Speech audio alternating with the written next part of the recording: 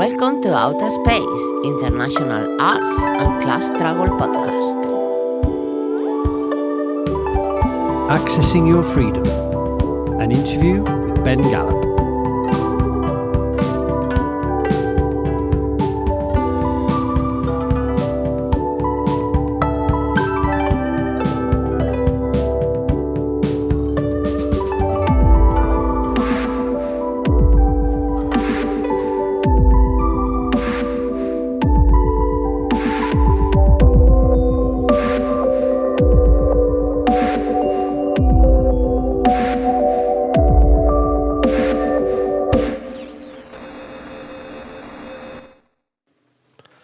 Hello, I'm Rob MacDonald and I am your host for Outer Space International Arts and Class Struggle podcast. This podcast is part of a series of podcasts that we are doing related to the historical memory of the Spanish Civil War, particularly the Solidarity Park project. So we're going to be talking to lots of artists involved in that project. What are their reasons to be involved? How do they see the fight against fascism and the far right today? But also their general political outlook, and touching on many of the questions that the podcast normally talks about. We're also going to make a bit of investigation into the role of women in the struggle for the historical memory today, the recuperation of the memory. We'd also like to thank the Diputació de Barcelona and Amakel, the International Brigadistas Association in Catalonia, for their support in this project. Okay, let's go to the podcast. Hello, so today we're joined by Ben Gallup, who is from the USA. I certainly know he worked in Seattle, but now he's based in Stuttgart, I think. He's an artist that took part in this 2021 Festival for Solidarity Park. He produced art for us. He did an art show of his online, and he produced one of his songs, which we used in the show, and we also used it in a video promoting the project later on. So we've got Ben in with us today, and we're going to find out about him. So that's a little bit about you, Ben. Tell us a little bit more who you are. Yeah, I am, I don't know, man, I'm Stardust, which sounds super woo-woo, but it's actually, that's like scientific reality. And I think who I am and my view of the world and my art, find the wonder in normal things. And so, yeah, I'm a school librarian these days. And I just I was going to move back to my beautiful hometown of Cleveland, Ohio. But then I decided I wanted to go on a great adventure. So here I am teaching and librarianing in Stuttgart, Germany. Okay, that's an interesting adventure. I know you a little bit, and you're definitely a bit of a character, I think. But the going on an adventure to be a librarian, that's an interesting choice. Totally. I never thought being a teacher or a school librarian would get me a job on the other side of the world, but here I am. Yeah, cool, man. So tell us a little bit about your art. You produce music and you produce image art. Give us an outline of who you are in that regard. Right on. So I guess art and creativity is just something that's been always part of my life.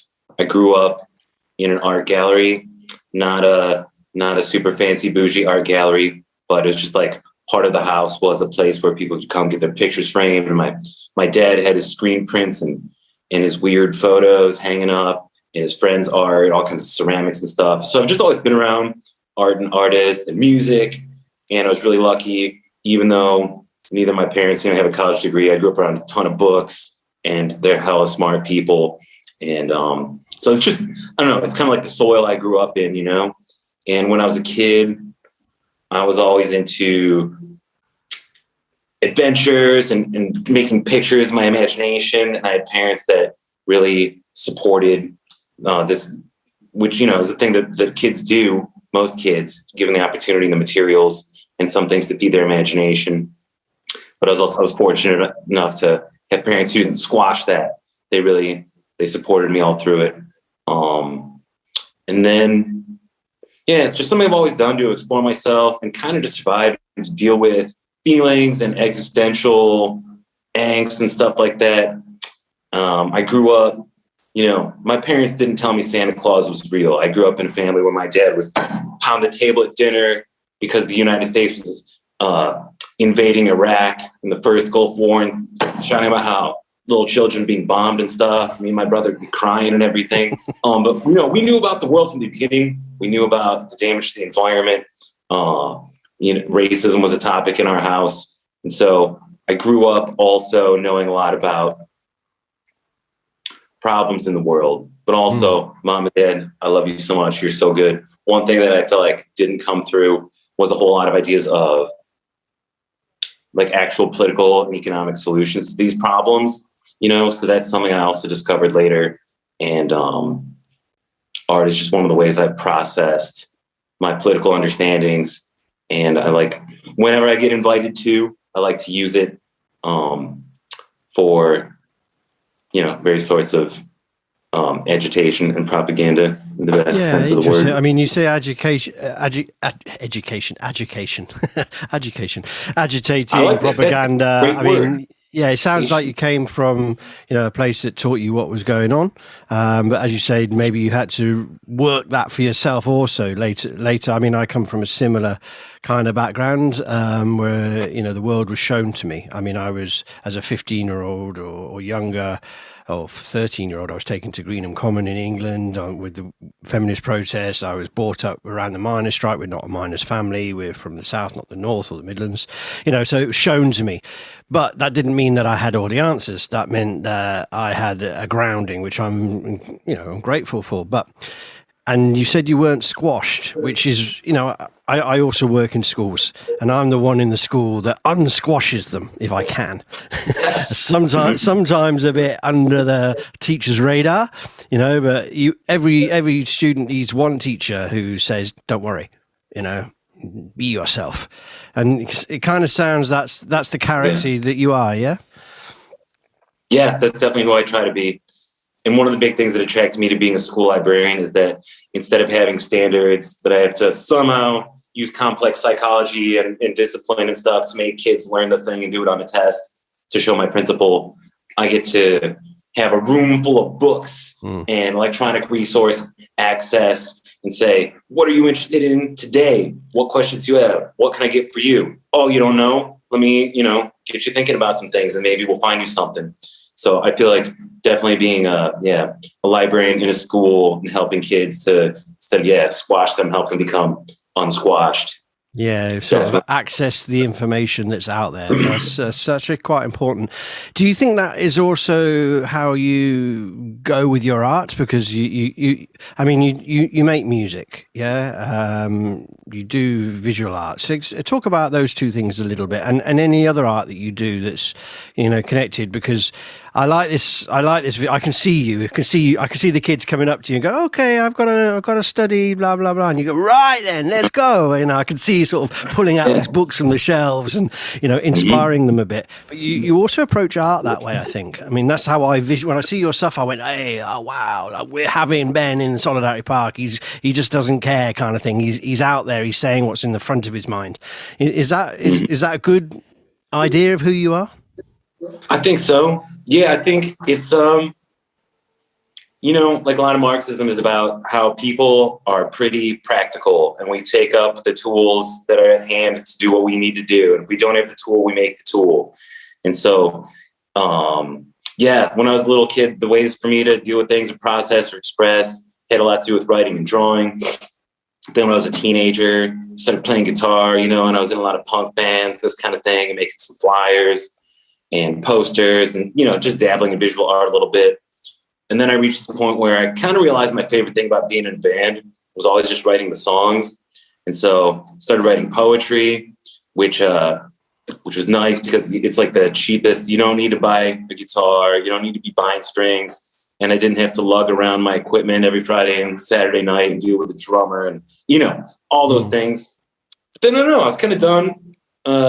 Quarantine started with COVID-19. I made a album of spoken word poetry with a musical background. And And then I was just kind of done with music and poetry for a minute. And I just kind of set a goal as like, I'm going to get really good at drawing and painting. So that's what I've been really focused on since then. And so, yeah, I would say I'm just not in a box. Definitely. It's like, the medium is the message.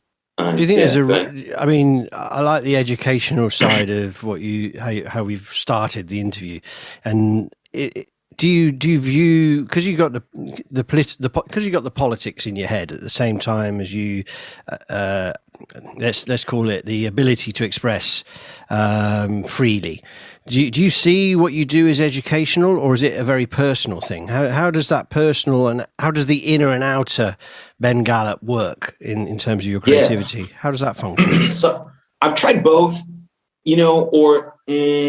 certainly it just started as something that I needed to do for me. And, I've written some pretty like didactic political songs and made some images and stuff. They're very, the message at the forefront.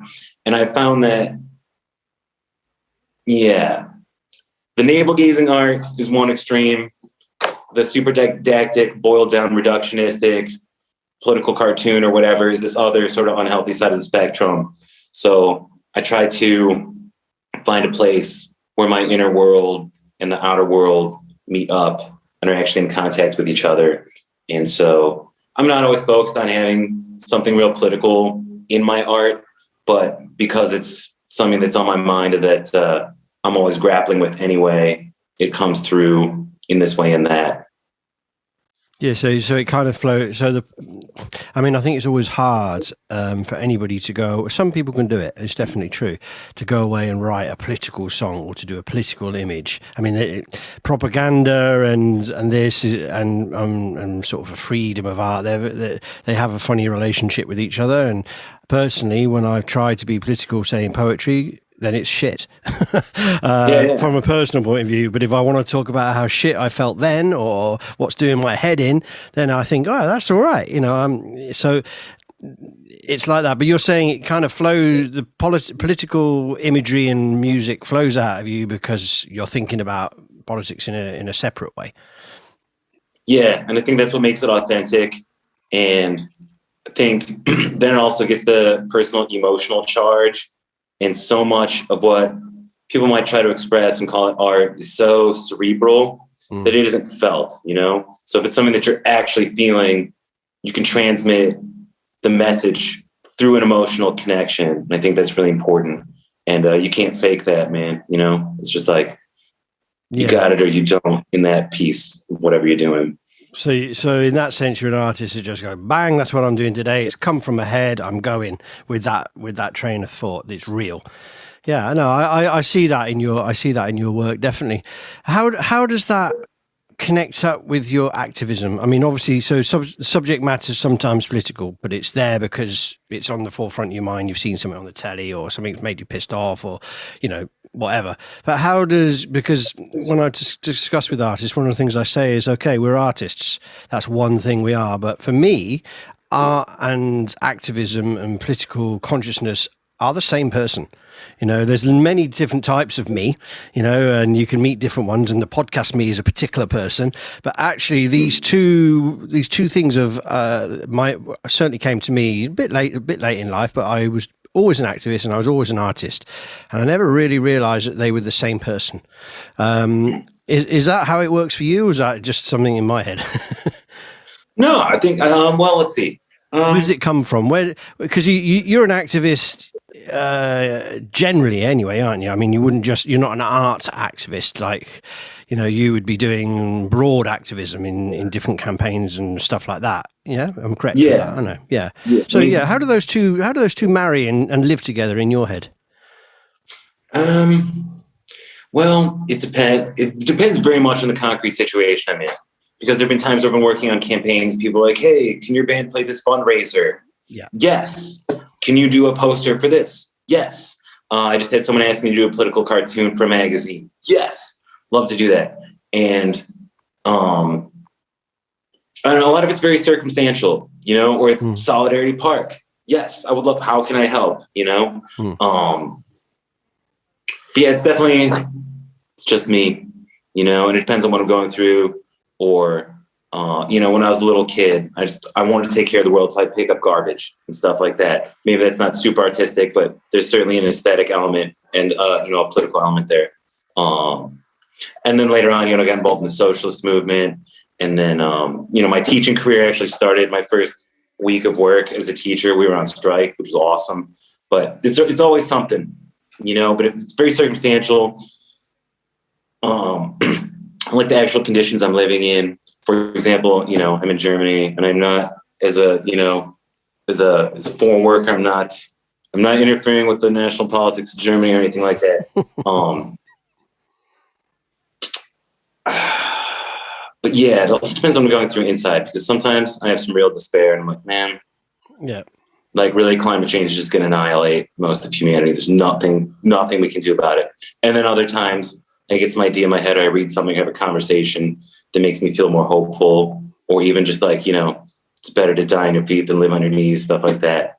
I would say it's very, don't have a system of it in my head. It's just kind of, yeah. So, I mean, so one of the things that the podcasts deal with is how we organize as artists, and should we see ourselves as artists or just whatever our day job might be? Now some of us, for short periods of time, we can be a working artist, and that's another complication, and how capitalism alienates us, and and how working for money, for example, with our arts is often a real big complication. I mean, with somebody with the mindset that you have, how do you go about that? You're very happy to be a librarian, which has an artistic element to it, I'm sure, and you'll earn your money there, and you'll keep it separate from your artwork? Or do you have an ambition at times that maybe the artwork could bring you a living? That's one question. The second question would be, okay, so how do you organize if you're going to be an artist? How would you approach those questions? Yeah, so that's something I'm thinking about right now, because while I love being a school librarian, as far as jobs go, I feel hella lucky. And I'm at a private school at this moment, but most of the time, the only reason I've had healthcare, been able to see a dentist living in the US is because I had a relatively speaking, good union to work for and everything. So yeah, I've always thought this, I've got a few months off every year. If you add up all the holidays, I could do this until I'm 70 years old or whatever. But I just think I could contribute more, and I would enjoy life more and have more freedom if I found a way to make a living as an artist. I would be quite happy to do that. And I am thinking about that right now, and I don't know how I'm going to do it. But yeah, somehow. It's not straightforward, and I think that's one of the problems, it's not a question of talent. You clearly have that. It's a question of whether you can mold yourself either to the existing situation, and therefore you stop losing all this energy that you've got, I would think would be suppressed, and that would be a difficult thing. And then it comes back to this question of not being able to be subtle in your art, and it wouldn't be real anymore. And then if you're going to do what you're really going to do, it's not a fluke if you make a living out of it. You have to be like super, you have to hit some vein, that you get a lot of followings, and then from that you have to be a bit of a business person. And I think I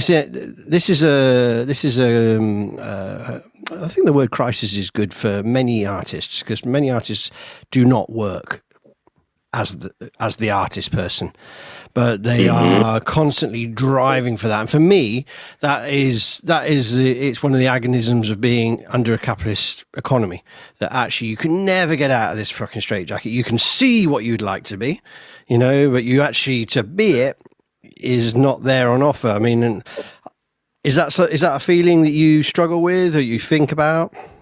Yeah, no, and absolutely. Because I'm also the kind of person where if I was trying to make art for a market, if I was like, all right, what's selling right now? Like, what's the fucking point? I might as well be making widgets for someone else. You know what I mean? It doesn't even matter. So yeah, I've been thinking a lot about what do I want to make? How do I actually find an audience for it? And if they'll pay me something, that's even better. I was watching. So here's a couple for anyone else. It's probably a lot of people who are listening to this who are dealing with the same question, like, damn, how can I just be a professional artist? Oh man, there's some professional artists. Okay, so here's a couple ideas I'm chewing on. One is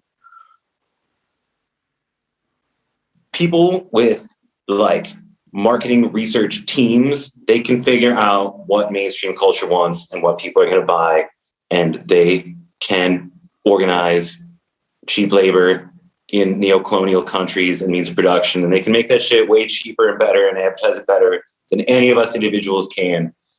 That's not our market. What we can do is make what we actually want to make, find the small, however big it is, audience of people that want what we got. And you can say, hey, I got this thing. You can have it if you want it.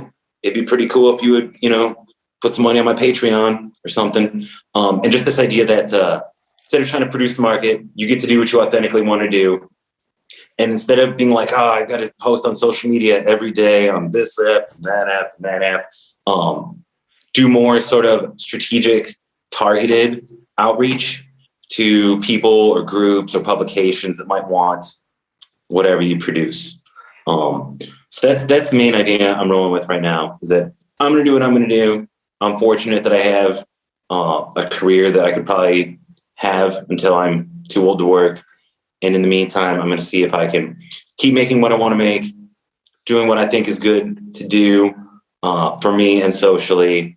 And if I can find a way to make a living off it by targeting the people, my audience. You're talking about a marketing campaign that's got nothing to do with making it into a product. Is that kind of where you were going with that? Because you're talking about sweatshops and making music and the production line. So you're saying, no, do what's in your mind, do what's in your heart, and that's just what you're thinking.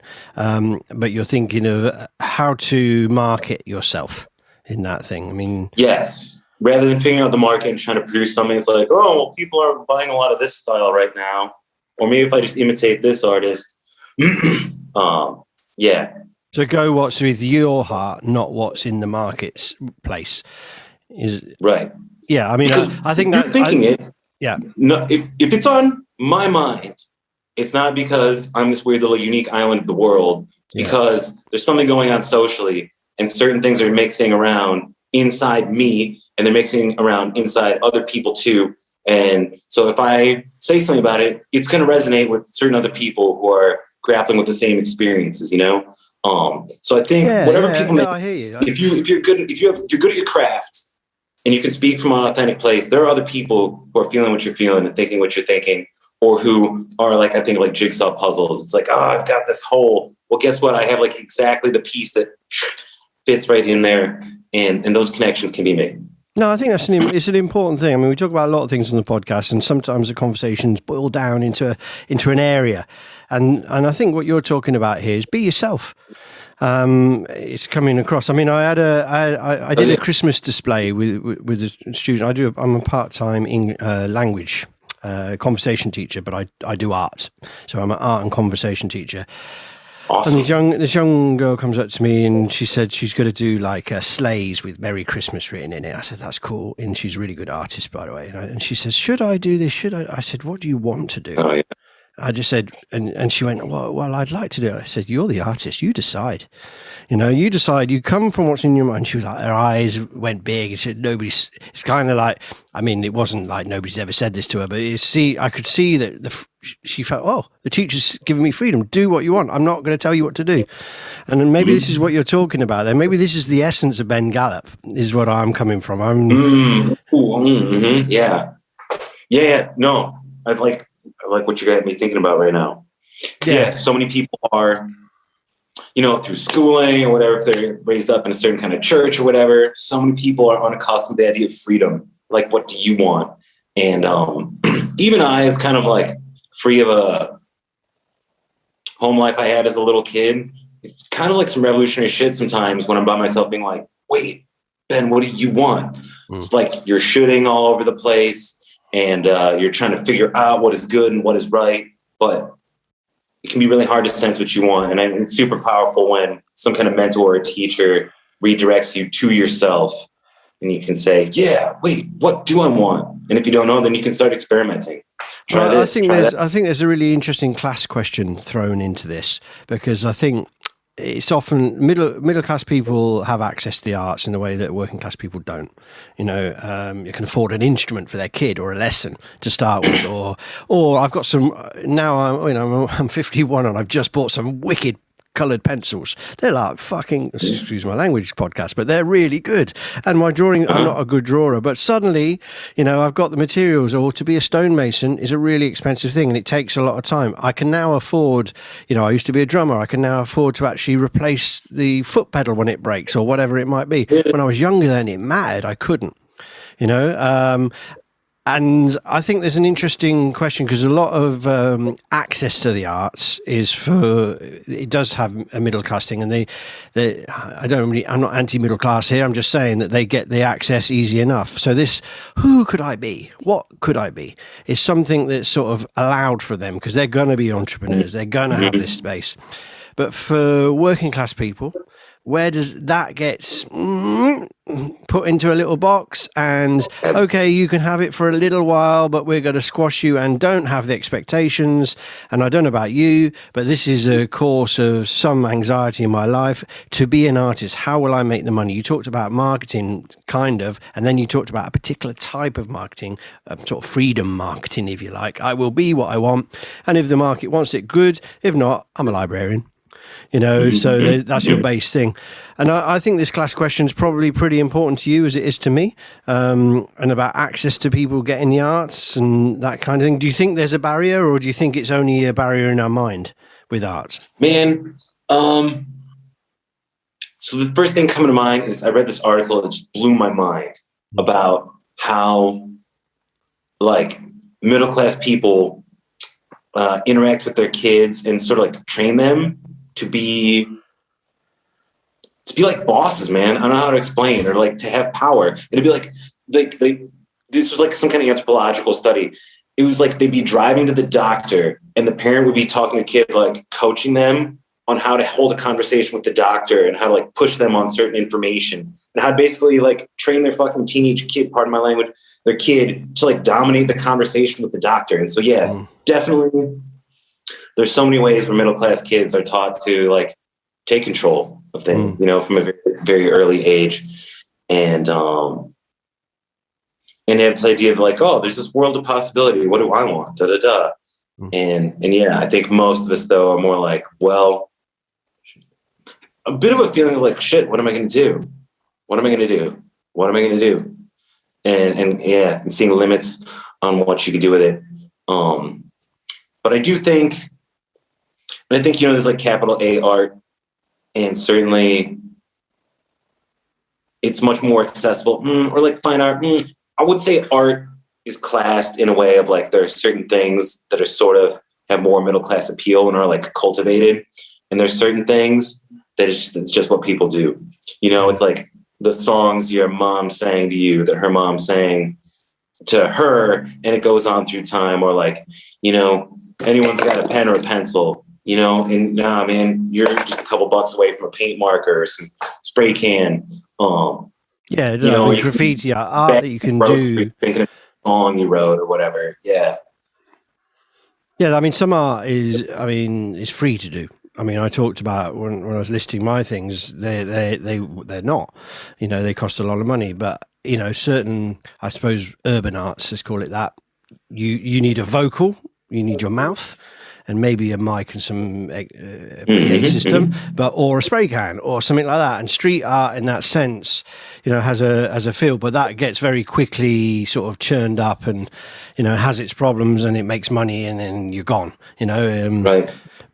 I mean, this is the problem of what happens to art afterwards. But I think what we're talking about here is where you first come from, where the energy comes from. I like the thing you're saying about, some middle class kids will be taught to have power in the situation, or to expect it, or to talk on a level playing field with authority.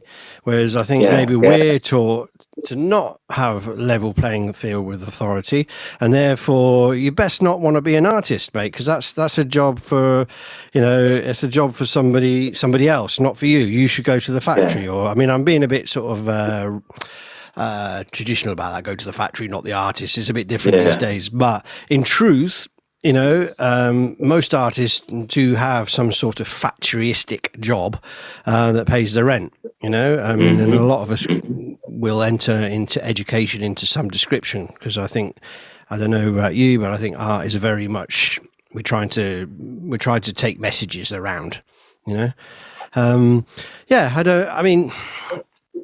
So when you talk about where you're going to take your art next, what projects are you thinking of? You're talking about, I'm using the word marketing. I put that in your mouth. That's not what you were saying. You were saying be yourself. Be yourself is what you said. So what's your next project's going to be? Because you talked about doing music for a bit, and I thought I'll go over here. And where are you heading at the moment? Where's the energy of Ben going?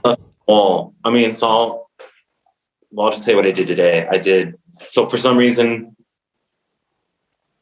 I'm really into drawing and painting dancers right now.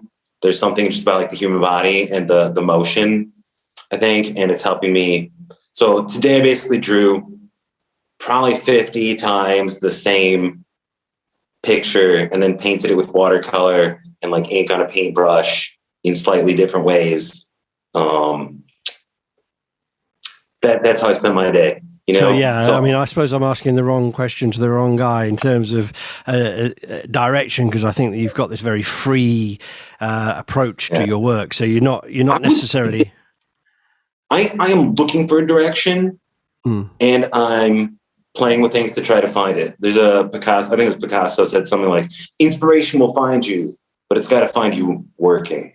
And so I think that's an important thing, is to just be occupied in some way. And even if I'm not like, oh yeah, I've got this great idea, I'm gonna make this thing.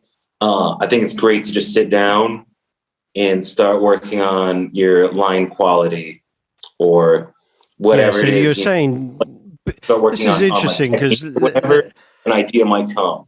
I'm trying to get out who Ben is for my own benefit to understand you more. But so on the one hand, you're saying, free, be yourself, but actually work. Learn and study and graft, literally, because the two things in tandem, if you're prepared to put the hours in, if you're prepared to do whatever genre you choose, whatever form, whatever lens you want, whatever it is, go for it, but learn it. I suppose it makes sense that you're a librarian in that regard. I can see this picture forming now as this guy.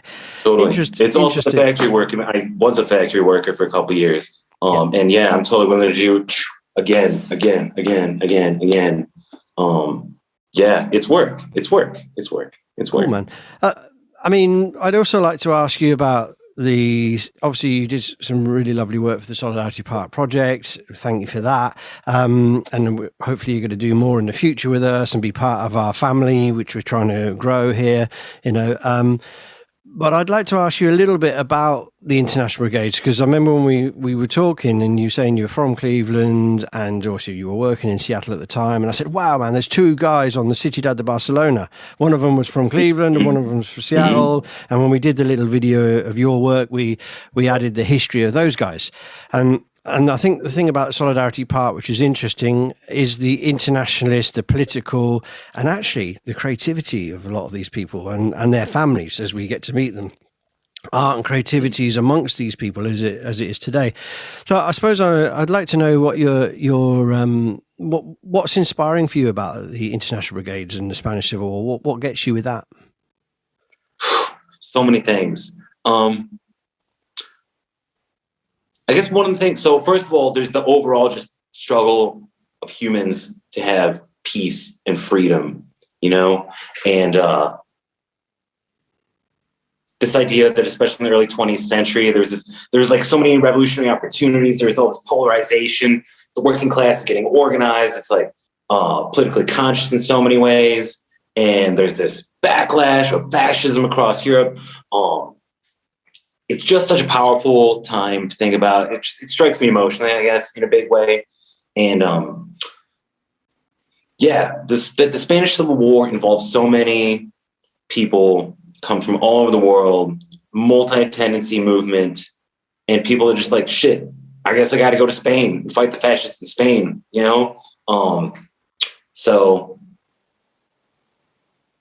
yeah, it's such an inspirational struggle. and ultimately didn't end well. But there's a lot we can learn from it. And I think especially at a time right now where the left is being really tested by events and, so the current situation is novel in so many ways. And a lot of the left groups can't stand the heat, whether their politics being tested and causing splits in the organization or the organizational form itself that they were using couldn't stand the heat, couldn't stand the impact of events. And so there's this kind of destruction going on right now. There's a breaking down of the structures that have been used for a long time. There's an opportunity to come together in new ways and be creative. And I think a lot of my ideas of the international brigades are ways of people coming together in new ways to like realize this vision, I think that's it's interesting because a little plug for the future for the podcast, because we're doing this series 4 now, which there's an evolution of these podcasts, and it's very much about the project, the civil war, and the artist, and some specialist subjects. But series 5, I really want to go into this question of, okay, what do we do? Let's do it. Change in society and creativity. Where do those two go together? And the idea of an organizational form, or method is often seen as something that somebody wrote, or what you do is never seen as a creative problem. The releasing of the creative and I think you and me probably see eye to eye on this, because we're probably a pain in the arse in the meeting, aren't we? Because we'll go, well, no, let's do it different. Oh no, we've always done it this way, comrade. And it's like, and we'll find that in our trade union, in our little left groups, wherever we might go. I imagine the artist's personality, although it's not always like that. There's a lot of dark and different types of personalities within artists. But the idea of using creativity to be new, to be fresh, I think maybe that's something that you and me have in common. I think that's what you're talking about here, isn't it? And talking about the international brigades coming from all over, all sorts of characters from all sorts of backgrounds with a common cause. Maybe that's what I think that's a lesson we need to take from them. So, as an American as well, you're not there anymore, but as an Englishman looking at America, you sometimes have to go, fuck you, because it's an extreme in many ways. And Trump, I think that was an experience and a half, no? To have a warning of the far right. We got Boris Johnson, he's an old Etonian dickhead. We're kind of used to them over the last 60, 70 years. But Trump was a little bit different, a little bit of a different warning about the far right. So, any take on that to round us up? I don't know, man. I know an American, but the more I think about it, the more I see it, I think the less I feel I really understand it. I do think that Donald Trump he intentionally spoke to a lot of, hateful ideas to a lot of people who are like pretty well armed. And I think it's very cynical. Not that he really loves conservatism. I think he loves, doesn't love anything. He loves himself. He wants to boost his company. It's all about him, and that's kind of what made him dangerous, actually. To like a lot of the ruling class too, is like they need a president who's going to be a team player, kind of for like team bourgeoisie. And Trump was like, doing some things that benefited them, but like he's not a team player. He's there for Team Trump. Yeah. But then it's like the genie's out of the bottle, man. Like I don't know if you saw the news that during the interview the other day he mentioned that he'd gotten the booster shot and the crowd booed him. So he's kind of created this monster that I feel like is overgrowing Donald Trump. And I think just in general, the far right movement is becoming more connected, certainly becoming more bold. And I think, we see that in Germany here too, with like AfD. In fact, all over the world, there's this huge polarization going on. So this is an important lesson with the international brigades, internationalism, that we have to also pull together. Yeah. Well, yeah. Amen. And that's one of the things I like about your project too, is that it's such an international project. You got artists and people contributing from all over the world. And it's sort of, what's the word? It's kind of like it's symbolic on many levels. I feel like in the International Brigade, it's not just the product, but the process is really awesome. Yeah, I mean, what we're trying to do is we're trying to bring the local and the international together. We're trying to push towards the youth. We're learning historical memory. We've got an actual monument that we're building to an actual event. But fundamentally, the project is about getting organised and fighting the far right today, because that's the real way to celebrate the lives of the people who died. You know, and if it was me on that boat, that's what I would want. I wouldn't necessarily want a stone statue, which they're getting one. I'm actually building it right this second. Well, not literally this second, but tomorrow morning I'll be on site. But I think the real memory is in action, and I think you're playing a part in that as well, Ben. And thanks a lot for coming and giving us a little bit of insight into who you are and your piece of the puzzle. And look forward to working with you more in the future. Excellent. Yeah, thanks. Really appreciate being here. I hope some people who aren't familiar with you or this project, but are familiar with me, will be like, oh, Ben did an interview. And then they'll learn about your project, this project, and hopefully we'll get some more supporters. Cool, man. Okay, well, take care now, and I'll see you soon, okay? All right.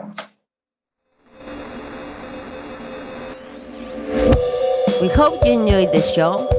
If you have something to say to us, then join our Facebook group or contact us at outaspace.com. That's outa-space.com. See you soon.